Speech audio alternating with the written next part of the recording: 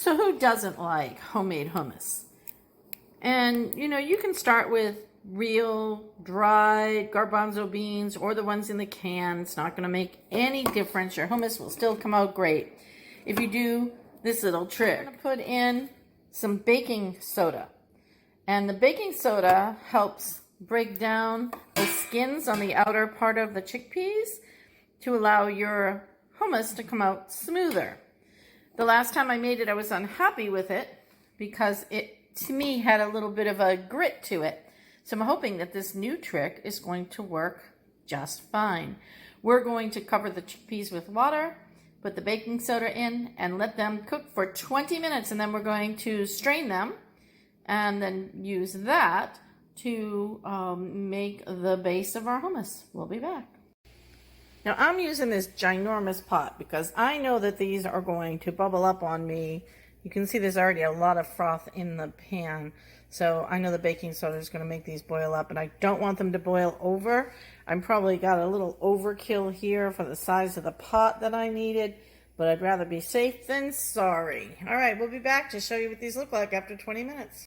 All right, I thought we'd take a little peek at what we got going on here with our chickpeas. It's hard to get the camera up here without the steam, so you can kind of see what's going on. They haven't bubbled up much, so I would have been okay with a smaller pot, but I didn't know with the baking soda, so I didn't want to take a chance. But we're going to let these go for about 8 more minutes. So after about 20 minutes, you can see the skin started coming off here. It's hard because it's steaming up my camera, but see, I got them sitting in the sink right now. We're going to drain them into this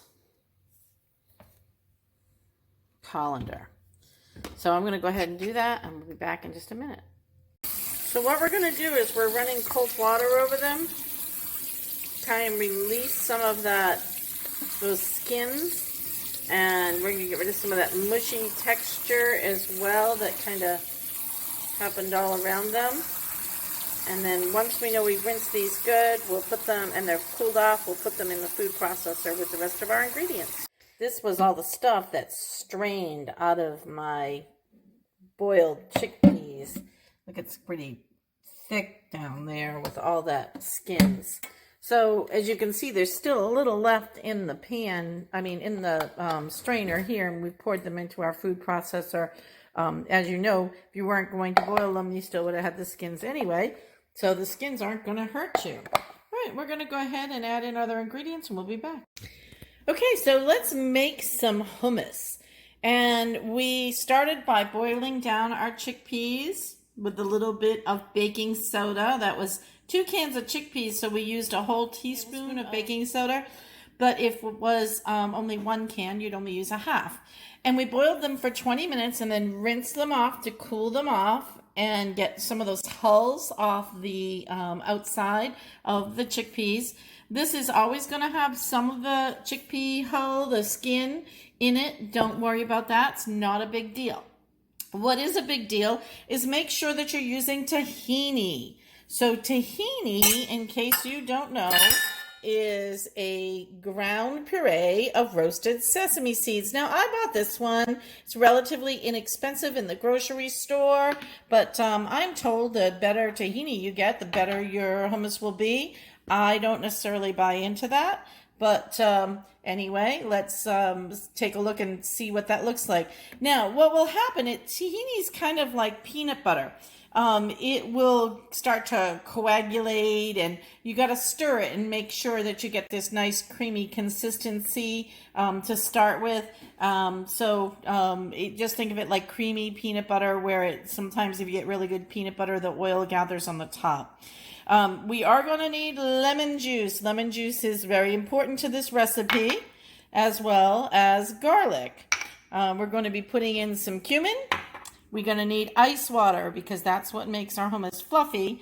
We're going to use some salt, and of course we're going to use olive oil. We're actually going to use a half a cup of olive oil, I believe, in this recipe, but we're going to kind of see how this goes as we make it. This is definitely one of those recipes that you're going to want to get some tasting spoons for and taste along the way. Taste for texture, taste for saltiness, taste for garlickiness, and make sure you can taste the tahini coming through, that sesame oil coming through in your hummus, but not too much. So we're going to be back in just a second here as we get to mixing.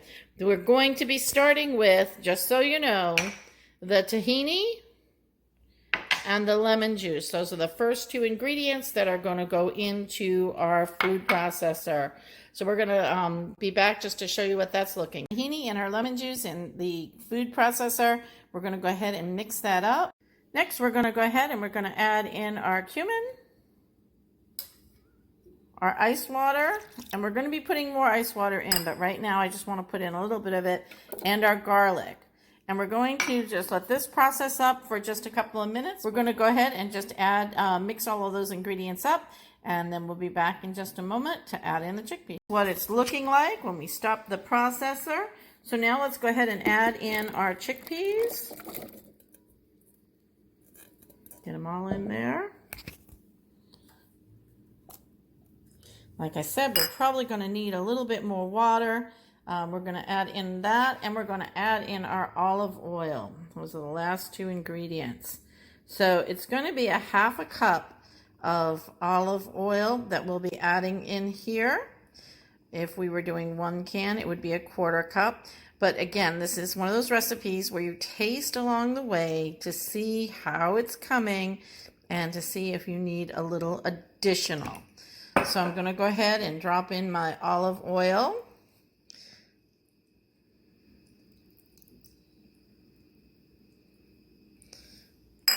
We'll be back to show you what that looks like. What I want to show you here is how fluffy and creamy this looks. Look at it. Doesn't that look amazing? Let's give it a little taste and see where we're at.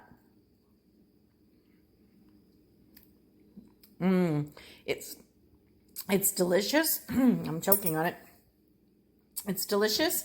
It could use a little more salt and maybe just a hint more garlic or a hint more lemon to give it a little flavor. You could also mix some Kalamata olives in here if you wanted to. Whatever you want to do with this. At this point, it's entirely up to you.